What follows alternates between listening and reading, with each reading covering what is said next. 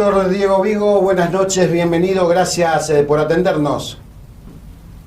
Buenas noches, Marcelo y Julio. ¿Qué tal? Es un placer. Bueno, estábamos hablando un poquito de lo que fue y es el caso de Sunchales, y finalmente hoy tanto el Ejecutivo como el Legislativo no han aceptado la misiva, la carta que han presentado los vecinos autoconvocados, porque nadie se hacía responsable de ella. Era lógico, le explicábamos a la gente que no puede un organismo oficial hacerse eco de una nota quien no tenga responsables, pero igual, más allá de eso, ¿cuál es su posición, cuál es su sentimiento al ver todo, al ver lo que está pasando y cuando se cuestiona a alguien del staff del equipo de la Fiscalía Regional, doctor? Bueno, en primer lugar, todos los reclamos son legítimos. Estamos en una sociedad democrática. El derecho a manifestarse y a peticionar está garantizado constitucionalmente.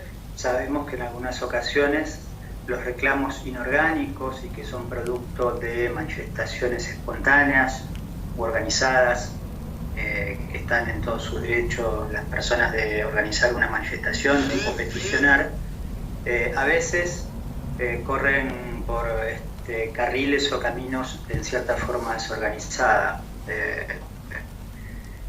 Como fiscal regional debo tomar nota de esos planteos y debo también investigar qué es lo que estamos haciendo bien y qué es lo que estamos haciendo mal. Es nuestra preocupación disponer de todas las estrategias de trabajo en la gestión desde la Fiscalía Regional para tener la mejor respuesta posible con los recursos humanos y materiales de los que nos provee el Estado.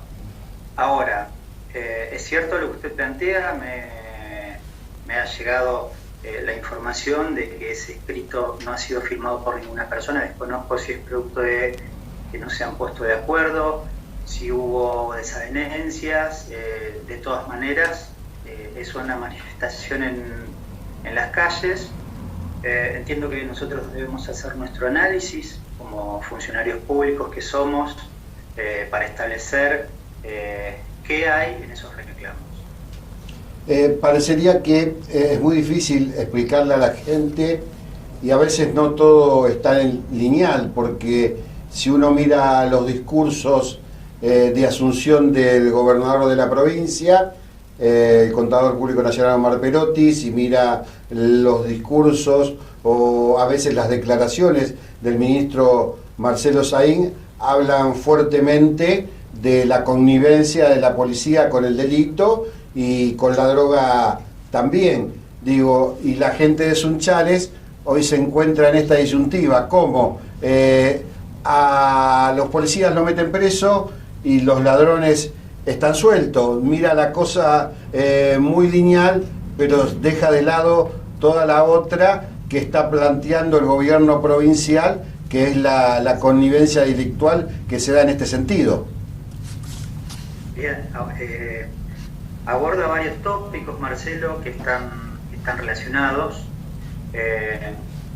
Algo que venimos reiterando, la prevención, la seguridad, la función de prevención policial es responsabilidad del Ministerio de Seguridad, no es responsabilidad del Ministerio Público de la Acusación, pero esta gestión y el plan de desarrollo institucional del fiscal general así lo plantea claramente, pretende transponer estos compartimentos estancos y actuar en forma coordinada con otras agencias del Estado.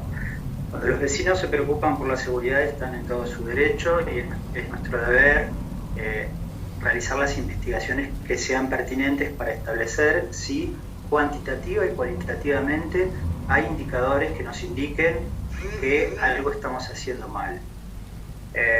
Tenemos mecanismos de régimen disciplinario cuando algún fiscal o inclusive un fiscal regional comete errores que constituyen faltas leves, graves o gravísimas. Se estableció claramente en la ley de funcionamiento del MPA Yo hasta el momento no he detectado ni me han llegado denuncias algunas sobre el desempeño de ningún fiscal de la Fiscalía Regional 5. Pero retomando el planteo inicial que usted hizo, el gobernador ha tomado una fuerte decisión política de no ser cómplice de la corrupción institucional, y sabemos que eso es un problema innegable en las fuerzas policiales. Cuando los fiscales están de turno y advierten que se cometió un hecho con características delictuales, tienen el deber de actuar con objetividad e investigar. Nosotros nos encontramos con una situación delictiva en octubre. La fiscal que estaba en turno, la doctora Gabriela Lema, realizó las primeras investigaciones y luego la fiscal la fiscal Lorena Corakis intervino conjuntamente porque así lo decidí. Se utilizaron las herramientas legales conforme a derecho, se sostuvieron audiencias cautelares donde se solicitaron prisiones preventivas en primera instancia. La jueza sostuvo la calificación de la fiscalía y puso las 8 prisiones preventivas. La defensa técnica planteó la apelación y en segunda instancia el doctor Oliva confirmó parcialmente la resolución de primera instancia. Es lo que suele suceder en las vías recursivas. A veces se mantienen las calificaciones, en otras oportunidades no. 2 funcionarios quedaron con prisión preventiva y 6 siguen sujetos a proceso bajo la modalidad de prisión domiciliaria. ¿Esto qué quiere decir? Y lo planteaba inicialmente yo en la conferencia de prensa hace varios meses.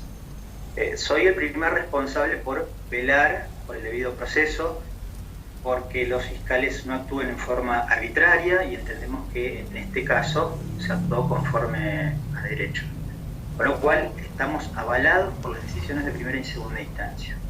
Esto por un lado. Por el otro, la manifestación de los vecinos que plantean los policías presos y los delincuentes sueltos es una frase con la que no puedo acordar. Hay una infinidad de policías que son sumamente profesionales, responsables y actúan conforme a la ley, con quienes trabajamos codo a codo todos los días, que no tenemos inconveniente de funcionamiento. Pero en aquellos casos en los que se detectan hechos delictivos, los fiscales lamentablemente tienen este deber, muchas veces antipático, de proceder a detener y a llevar a los responsables de los hechos delictivos a las audiencias en tribunales, y usted lo sabe perfectamente porque fue uno de los primeros periodistas que asistió a tantas audiencias de cautelar, de juicio oral. Ahora, lo que nos preocupa es esta variable que se está manteniendo de la corrupción institucional. Hoy nos desayunamos con la novedad de que fue intervenida la Unidad Regional 1 en Santa Fe por los lazos con el narcotráfico. Y nosotros no podemos desconocer que los hechos violentos que se presentan como delitos que usualmente se denominan predatorios comunes, no podemos desconocer que tienen estrecha relación con determinadas organizaciones delictivas, y ni hablar con el narcotráfico. Doctor, y a esta pregunta que la gente se hace, que yo sé que no es tan fácil responder, ¿por qué los delincuentes están sueltos? ¿Qué hay para decir al respecto? Que tiene que ver con que no se lo... Porque creo que uno de los que anda sueltos, por ejemplo, por eso la gente hace muchas veces la comparación, que a veces son 2 casos diferentes, pero no tiene que hacerla, que es el mismo que supuestamente había sido torturado, es el mismo que hoy está cometiendo delitos en Sunchales. Más allá del caso puntual, digo, los delincuentes están sueltos porque cometen delitos que no son escarcelables, porque son escarcelables, porque no se les encuentran las pruebas. ¿Cómo se le explica eso? Bueno, lo primero que debo tomar es esta frase de los delincuentes están sueltos.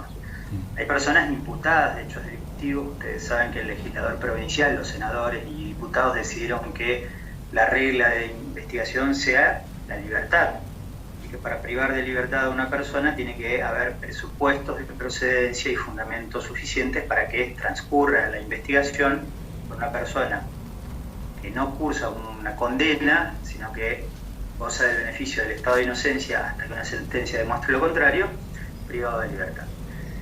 Entonces, cuando decimos los delincuentes están sueltos, yo debo analizar cada caso por caso. A ver, se han obtenido muchas prisiones preventivas. Yo esto lo he hablado inclusive en varias reuniones con el propio intendente de Sunchales. Una de las personas que resultó víctima de violencia institucional está privada de libertad con prisión preventiva. Yo lo manifesté inclusive en la conferencia de prensa allá por octubre. Tenemos el deber de actuación con objetividad. Se investigan todas las conductas delictivas. Y a ustedes mismos no escapa el dato alarmante de que hay organizaciones delictivas integradas por policías. A ver, la banda de los monos, el 50% o más, está integrada por fuerzas policiales. Y a esto no lo podemos desconocer. Yo no estoy diciendo que la institución policial sea corrupta, pero no podemos hacer un análisis lineal de que de un lado están los delincuentes y del otro quienes cumplen la ley por el hecho de pertenecer a una institución. Si nosotros no analizamos las causas del delito en su complejidad y con el deber de intervención estratégico, vamos a seguir teniendo problemas.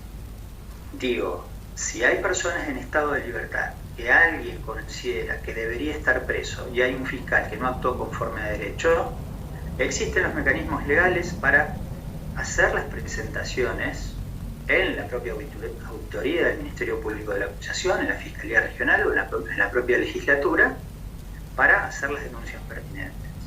Entonces, esta disconformidad en relación a la actuación de la Fiscalía supuestamente siendo cómplice de delincuentes que están libres en la calle, habiendo cometido delitos que están probados, yo no estoy de acuerdo con esa manifestación, porque soy el primer responsable por velar en cuanto a que se investigue como corresponde.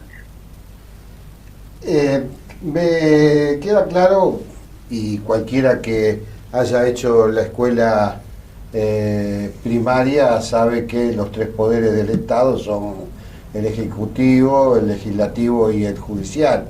Y el Judicial, y más precisamente aquí en Santa Fe, con este nuevo Código Procesal Penal, tanto fiscales y jueces quedaron muchos más expuestos hoy a la gente que cuando el sistema anterior era mucho más cerrado, era escrito, nadie se enteraba qué pasaba. Hoy quedaron más expuestos de lo que hace cada uno, tanto el juez como lo que hace la fiscalía.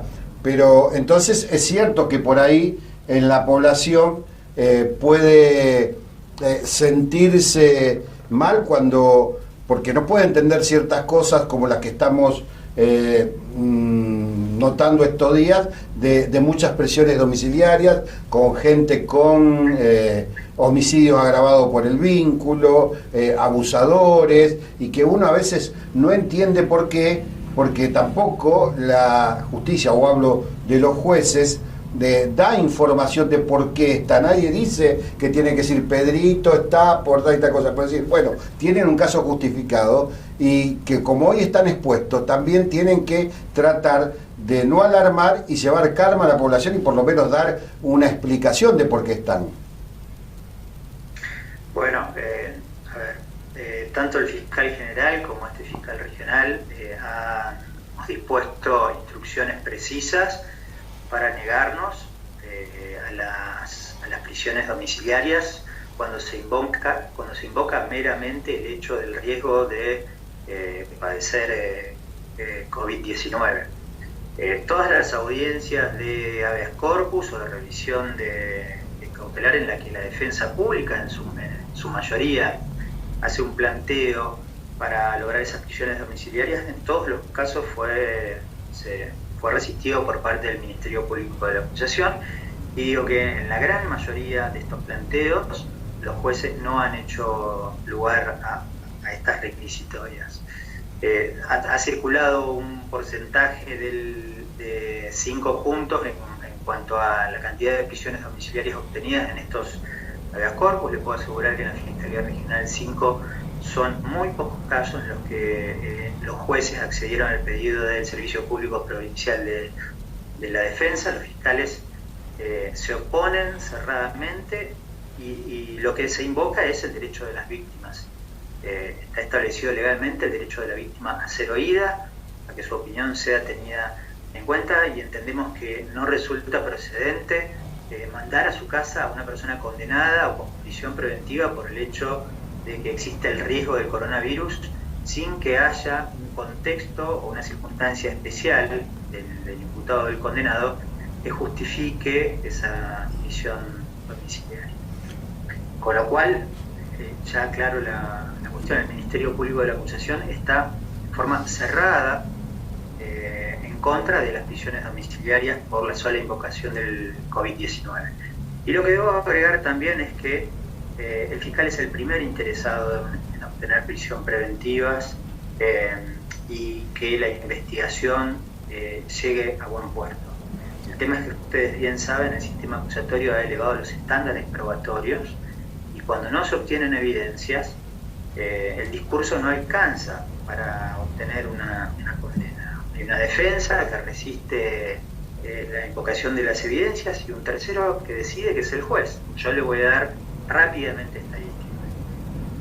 Y cito las dos fiscales que son mencionadas en este planteo, llamémosle popular, sin la firma de nadie, su supuesta connivencia con el mundo delictivo. Las fiscales Lema y Korakis son de las fiscales que más prisiones preventivas obtuvieron en los últimos 2 años de la unidad fiscal Rafaela.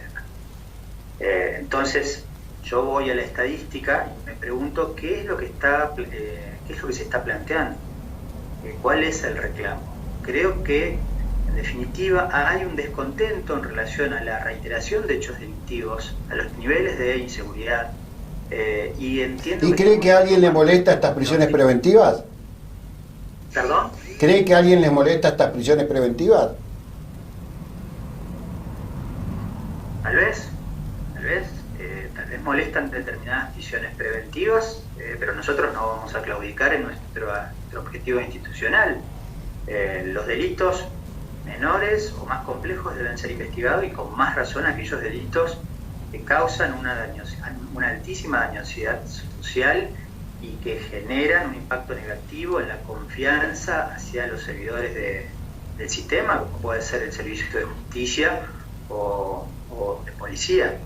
Mire, está establecido cualquier manual de análisis criminal que la violencia institucional está directamente relacionada con la corrupción policial. Yo hoy leía el nuevo caso de corrupción policial de Santa Fe, sí, que está en relación con el narcotráfico, con casos de violencia institucional, y nosotros tenemos el deber de realizar esas investigaciones. Reitero, si hay una denuncia o un planteo concreto sobre lo que podemos denominar mala praxis de un fiscal en determinados casos, puede ser el primer interesado en que se inicie un proceso disciplinario, pero con vaguedades y disconformidades del tipo la responsabilidad de la seguridad de los fiscales que están en connivencia con los delincuentes, creo que ese discurso no resiste la discusión. Julio, no. Finalmente, breve, con lo que se habló todos estos días atrás, ahora ya bajó un poco, el tema de las personas que han violado lo que es el aislamiento social. Usted tiene un número de más o menos de qué cantidad de gente estamos hablando en Rafaela y qué es lo que va a pasar, porque se hablaba de mucha gente. Bueno, ¿qué va a pasar con eso? Sí, estamos hablando de cerca de 2.000 personas que violaron los decretos nacionales, los decretos de necesidad y urgencia y del presidente. ¿En toda la unidad regionales?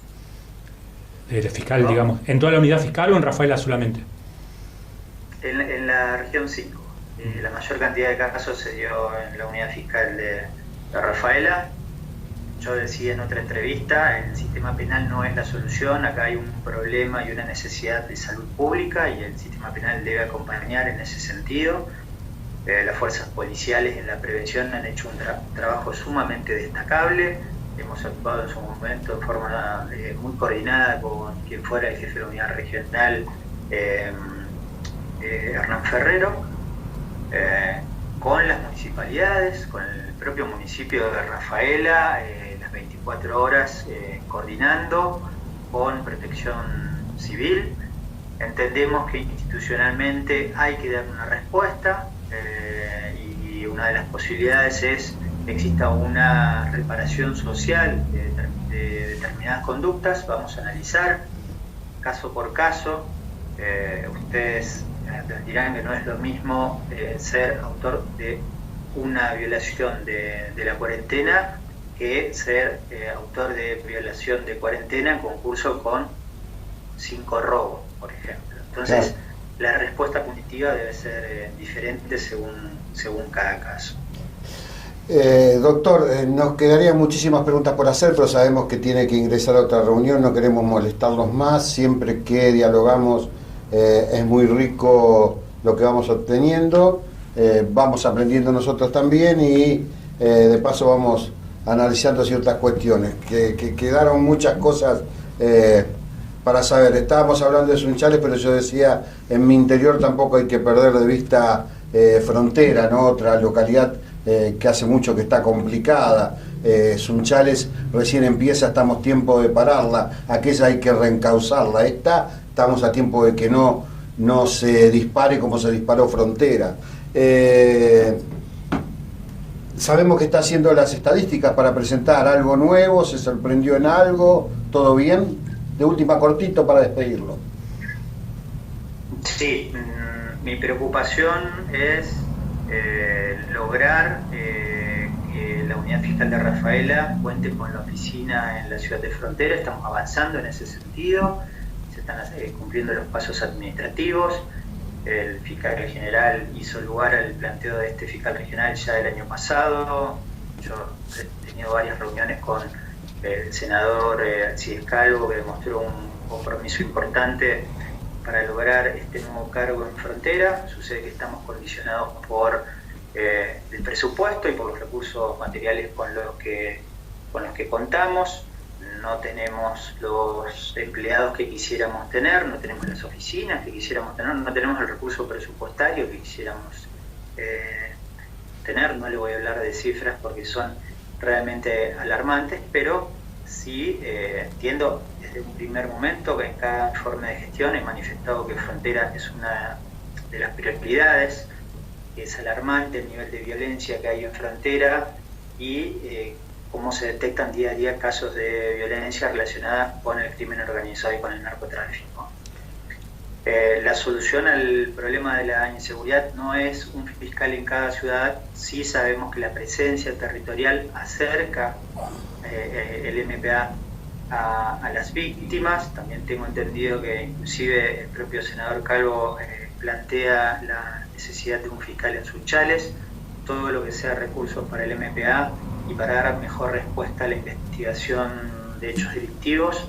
Este fiscal regional lejos está de oponerse, pero creo que el desafío es la actuación coordinada por parte de las distintas agencias del Estado para obtener mejores resultados. Doctor, muchísimas gracias por este contacto, muy buenas noches. Muchas gracias a ustedes, Marcelo y Julio, y a disposición para volver a hablar cuando sea necesario.